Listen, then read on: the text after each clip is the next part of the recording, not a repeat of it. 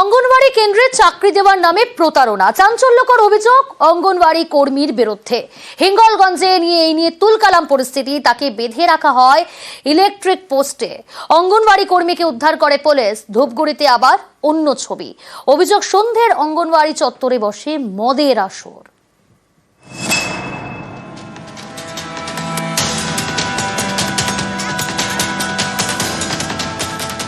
দড়ি দিয়ে বাঁধা হচ্ছে অঙ্গনওয়াড়ি কর্মীকে, এই নিয়েই তুলকালাম।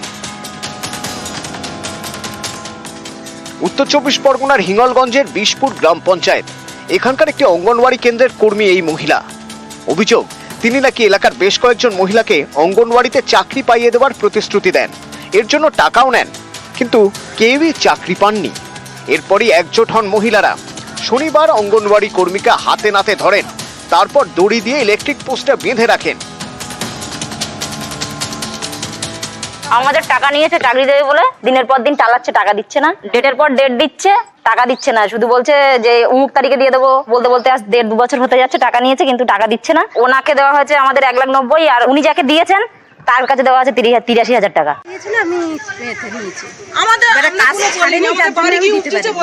এবারে ওরা আমাকে 2 মাস সময় দিক, 2 মাস। জলপাইগুড়ির ধূপগুড়িতে আবার অন্য ছবি। এখানে গা ঘেঁষাঘেঁষি করে রয়েছে 3টি প্রতিষ্ঠান, প্রাইমারি স্কুল, অঙ্গনওয়াড়ি কেন্দ্র আর উপস্বাস্থ্য কেন্দ্র। যেখানে সেখানে পড়ে রয়েছে আবর্জনা স্তূপ। স্থানীয়দের অভিযোগ, সন্ধ্যের পরে এই অঙ্গনওয়াড়ি, প্রাইমারি স্কুল আর উপস্বাস্থ্য কেন্দ্রের মাঠে বহিরাগতদের যাতায়াত বাড়ে, বসে নেশার আসর, যেখানে সেখানে পড়ে থাকে মদের বোতল। এগুলো বাইরের মানুষ আইসা করে, এইখানে বাচ্চা কাচ্চারা, বিহারিপুটির বাচ্চা কাচ্চারা আইসা খায়। তো এই বিষয়ে নজরদারি চলে না, পরিষ্কার করা হয় না? ও পরিষ্কার করা হয়, পরিষ্কারিত করা হয় না। খুব খারাপ ব্যাপার। হ্যাঁ, যেগুলো মদের বোতল বা ধরনের জাতীয় কিছু অপ্রীতিকর কিছু থাকে পড়ে, বোতলগুলো হয়তো কুচি হয়ে থাকলো বা সেই কাচের কুচিতে বাচ্চাদের খাম হয়ে গেল, এমন অনেকদিন এর আগে হয়েছিল। তো সেগুলো আমরা কুড়িয়ে সেগুলোকে আমরা ওই প্যাকেটের মধ্যে করে ওটা বাইরে ফেলে দিয়ে এসেছিলাম। বিষয়টা কি আপনারা ঊর্ধ্বতন কর্তৃপক্ষকে জানাবেন? অবশ্যই জানানো উচিত, অবশ্যই জানাবো আমরা। আমরা এই বিষয়ে আরো গুরুত্ব সহকারে ওখানকার মানুষকে দিয়ে আমরা একটা মিটিং করব, এবং করে এই ধরনের যারা সমাজ ব্যবস্থাকে নষ্ট করে তাদের বিরুদ্ধে কড়া পদক্ষেপ নেওয়া হবে। এবং আমি স্পেশালি নিজেই পুলিশকে পেট্রোলিং এর ব্যবস্থা বলবো, এবং যে বা যারা এইসব কাজের সাথে যুক্ত একটা কড়া পদক্ষেপ নেওয়া হবে। উত্তর 24 পরগনা থেকে অনুপম সাহা এবং জলপাইগুড়ি থেকে রকি চৌধুরী, নিউজ 18 বাংলা। লোকসভা ভোটের আগে এলাকায় বসেছিল কেন্দ্রীয় সরকারের জল জীবন মিশন প্রকল্পের কল। সেই কল থেকে তখন জল পড়লেও এখন আর পড়ে না। ভরসা পাড়ার স্কুলের কল অথবা সজলধারা প্রকল্পে বসানো কল। চরম হয়রানিতে মঙ্গলকোটের মাঝি গ্রামের দাসপাড়ার বাসিন্দারা। এলাকায় বসেছিল কেন্দ্র সরকারের জল জীবন মিশনের কল। বাসিন্দারা ভেবেছিলেন জল কষ্ট মিটবে, কিন্তু তা হলো না। এখনো মঙ্গলকোটের মাঝি গ্রামের দাসপাড়ার বাসিন্দাদের জল আনতে যেতে হয় বাড়ি থেকে দূরে। স্থানীয় প্রাইমারি স্কুলে অথবা রাজ্য সরকারের সজলধারা প্রকল্পে বসানো কল থেকে জল আনতে হয়। কাটোয়ার প্রায় 300 পরিবার জল আনতে সমস্যায়।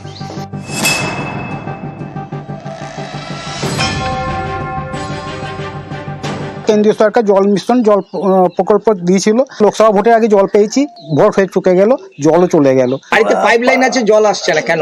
ওরা বলছে যে পাইপ লাইনে ভুল হয়েছে, পাইপগুলো সরু দেওয়া হয়েছে। যাদের বাড়িতে মোটর আছে, বড় লোকদের বাড়িতে মোটর আছে, তাদের বাড়ি থেকে জল নিচ্ছি। আর রাজ্য সরকারের সজলধারা থেকে জল পাড়ায় পাড়ায় দিয়েছে, ওইখান থেকে সজলধারা থেকে জল নিচ্ছে। তখন জল ছিল, ছবি তুলে নিয়ে এলো। 7-8 বালতি করে জল সন্ধ্যাবেলায় তুলে নিয়ে আসে। স্থানীয়দের অভিযোগ, লোকসভা ভোটের আগে বসেছিল জল জীবন মিশনের কল, তারপর জল এসেছিল সেই কলে। ভোট মিটতেই জলের দেখা নেই সেগুলিতে। প্রশাসনকে বলেও লাভ হয়নি। 1 বছর হলো কল এসেছিল, এসেছে, তার মধ্যে 2 মাস জল পেয়েছি। তারপর থেকে একদমই জল আসে না। এবার জল তো খেতে লাগবে, ওই জন্য বাইরে থেকে স্কুলে কলেজ থেকে জল নিয়ে আসা হয়। বাড়ির মহিলারা, পুরুষরা 1 বালতি জলের জন্য কেউ 1/2 কিলোমিটার, কেউ 1 কিলোমিটার পর্যন্ত দূরে যেতে হচ্ছে, এবং তারা সেখান থেকে জল নিয়ে বাড়িতে আসতে হচ্ছে। কিছু জায়গায় সমস্যা রয়েছে কাজ করতে গিয়েছে এবং খুব তাড়াতাড়ি যাতে সমস্যাগুলোর সমাধান করা যায়। গ্রীষ্মের সংকট হবে না, আমরা প্রয়োজনীয় ব্যবস্থা নেব। মঙ্গলকোট থেকে রণদেব মুখোপাধ্যায়, নিউজ 18 বাংলা, পূর্ব বর্ধমান। দেখুন, 5টি গাছ কাটার অনুমতি দিয়েছে বন দফতর, আর সেখানে কাটা হয়েছে 15টি গাছ। অভিযোগের আঙুল জলপাইগুড়ির এক স্কুল কর্তৃপক্ষের দিকে, আর এ নিয়ে তারা সাফাইও দিয়েছে, পদক্ষেপের আশ্বাস দিয়েছে বন দফতর।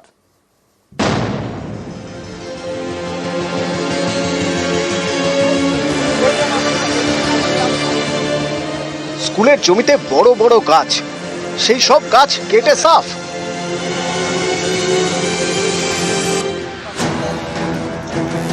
জলপাইগুড়ি শহরের পাশে দেবনগর সতীশ লাহিড়ী স্কুল। এই স্কুলের জমিতে রয়েছে বেশ কয়েকটি দামি গাছ। স্কুল কর্তৃপক্ষের দাবি, তারা 5টি গাছ কাটার জন্য আবেদন জানায়, তার অনুমতি মেলে। অভিযোগ, 5টির জায়গায় কেটে ফেলা হয়েছে 15টি গাছ, অর্থাৎ 10টি গাছ কাটা হয়েছে বেআইনিভাবে। এ নিয়ে ক্ষুব্ধ স্কুলের প্রাক্তন ছাত্র অভিভাবকরা। শনিবার স্কুলের সামনে তারা বিক্ষোভ দেখান। স্কুল কর্তৃপক্ষের বিরুদ্ধে জলপাইগুড়ি থানায় অভিযোগও জানান। এই স্কুলটা জলপাইগুড়ির একটা নামকরা প্রতিষ্ঠান ছিল। এখান থেকে প্রচুর কৃতি ছাত্র এখান থেকে বেরিয়ে আজকে সারা পৃথিবীতে প্রতিষ্ঠিত তারা। কিন্তু এই স্কুলটার আজকে হাল দেখে আমাদেরই খারাপ লাগে, আমরা প্রাক্তন ছাত্র হিসাবে। ডেভেলপমেন্টের দিকে কোনো নজর নেই এই মাস্টারমশাইয়ের বা এই স্কুলের। আমরা চাই প্রশাসন এর সঠিক তদন্ত করুক এবং যারা এটা করেছে সঠিক শাস্তি চাই আমরা। হেড স্যারের নির্দেশেই হয়েছে, এতগুলো কাটা আমাদের যে হয়েছিল 5টা গাছ কাটার কথা, ঠিক রেজুলেশনে, কিন্তু এতগুলো গাছ কাটার কথা হয়নি। প্রথমত গাছগুলো বলা হয়েছিল পুরনো হয়ে গেছে, আর ওইখানে সব নষ্ট হয়ে যাচ্ছে। বাচ্চা কাচ্চা খেললে তাদের অসুবিধা হবে বা পড়ে আঘাতপ্রাপ্ত হতে পারে, সাইকেল স্ট্যান্ড ভেঙে যাচ্ছে, ওয়ালের ক্ষতি হতে পারে, এইগুলো বলে সর্বসম্মতিক্রমে এই 5টা গাছ কাটার হয়েছিল। বেআইনি ঠিক না, আমাদের এখানে এমসি রেজিস্ট্রেশন হয়েছে এবং এখান থেকে যে ফরেস্ট ডিপার্টমেন্টের সেটাও পারমিশন হয়েছে, অঞ্চলের প্রধানের পারমিশন হয়েছে, সেভাবে কাটা হচ্ছে। গাছগুলো একটু ম্যাসিভ ভিতরে পোকা ধরে নষ্ট হয়েছে, ভেঙে ভেঙে পড়ছে, ওই জন্য কাটা হচ্ছে। স্কুলের গাছ কেটে সাফ। অভিযোগ পেয়ে ঘটনাস্থলে যায় বন দপ্তর, বেআইনিভাবে কাটা গাছ বাজেয়াপ্ত করে। যেটুকু দেখা যাচ্ছে 14-15টার মতন কেটেছে আর কি। হ্যাঁ, সেটা তো অন্যায়, সেটা সেই ব্যাপারটা তো আমরা বলতে পারছি, সেটা স্কুলের ব্যাপারটা স্কুলে ওনারাই বলতে পারবেন। অফিসিয়ালি একটা দেখছি ব্যাপারটা, যার জন্য আমরা একটা মাপযোগ করে এটা নিয়ে যাওয়ার ব্যবস্থা করছি। ঠিক আছে, তারপরে অফিসে জানানো হবে, অফিস থেকে একটা স্টেপ নেওয়া হবে। জলপাইগুড়ি থেকে শান্তনু কর, নিউজ 18 বাংলা। উদ্বেগ ও আতঙ্ক, কারখানার ধুলোয় বিষ, বাড়ছে সিলিকোসিস। অভিযোগ, আসানসোলের অনেক কারখানায় সুরক্ষা ব্যবস্থা ছাড়াই কাজ করতে হচ্ছে শ্রমিকদের, আর এ নিয়েই সালানপুরে বাড়ছে উদ্বেগ।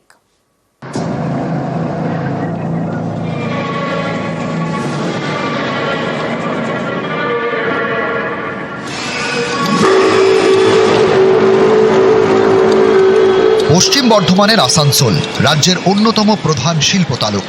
এখানকার সালানপুরে একের পর এক কারখানা। এইসব কারখানার ধুলোয় বাড়ছে দূষণ, নিঃশ্বাস নেওয়ায় দায়। দূষণের জেরে নানান রোগ ছড়াচ্ছে বলে অভিযোগ। এর মধ্যে উদ্বেগ বাড়াচ্ছে সিলিকোসিস। শ্রমিকদের মধ্যে বাড়ছে ফুসফুসের রোগ। কাজ করতে গেলে ক্ষতি করবে কে? প্লাস মাস পাস তো আমাদেরকে দেয় না কোম্পানি থেকে। এর আগেও আমাদের পলিউশন সেন্টার থেকে বলা হয়েছিল যে গাছ লাগাও, আমরা অলরেডি গাছ লাগিয়েছি। আর আমাদের এখানে সবাই মাস্ক ইউজ করে গুড় চানা যে ব্যবস্থা আছে সেটাও আমরা সবাইকে সব টাইমে দিই। 3-4টে ব্লুয়ার পলিউশন ডিভাইস তো লাগানো আছে। সালানপুরে ছোট বড় মিলিয়ে প্রায় 20টি কারখানা, শ্রমিক প্রায় 10,000। এইসব কারখানার মধ্যে বেশ কয়েকটি পাথর খাদান। পাথর কাটার সময় ধুলোয় মেশে খনিজ পদার্থ সিলিকা, যা নিঃশ্বাসের সঙ্গে শরীরে গেলে বিপদ। ফুসফুসের রোগ হয়, রোগের নাম সিলিকোসিস। পশ্চিম বর্ধমান জেলা স্বাস্থ্য বিভাগ জানিয়েছে, গত বছরের ডিসেম্বরে সিলিকোসিসে এক শ্রমিকের প্রাণ যায়। এবছরের জানুয়ারিতে 32 জন শ্রমিকের রক্তের নমুনা নেওয়া হয়, যার মধ্যে 6 জন সিলিকোসিস আক্রান্ত সন্দেহে হাসপাতালে চিকিৎসাধীন।